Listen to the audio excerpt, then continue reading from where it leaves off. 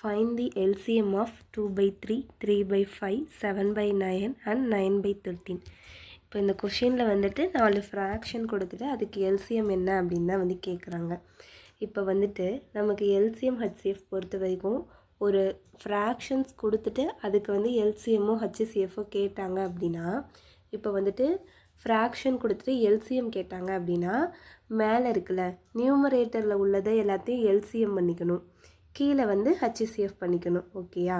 இதே ஹச்சிசிஎஃப் கேட்டாங்க அப்படின்னா நியூமரேட்டரில் உள்ளது எல்லாத்தையும் ஹச்சிசிஎஃப் பண்ணணும், டினாமினேட்டரில் உள்ளது எல்சிஎம் பண்ணணும். என்ன கேட்குறாங்களோ அதை வந்து நியூமரேட்டர் பண்ணணும், அதுக்கு ஆப்போசிட்டை டினாமினேட்டர் பண்ணணும். ஓகேயா?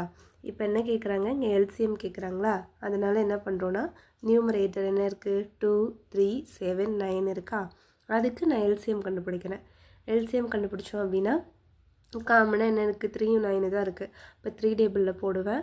அப்போ 1 3 இதை மல்டிப்ளை பண்ணேன் அப்படின்னா எனக்கு 126, அதாவது எல்சிஎம் வந்துட்டு நியூமரேட்டருக்கு 126 கிடைக்கிது.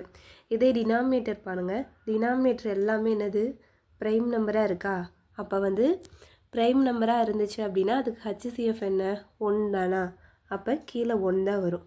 அப்போ நமக்கு ஆன்சர் என்ன 126. ஓகேயா?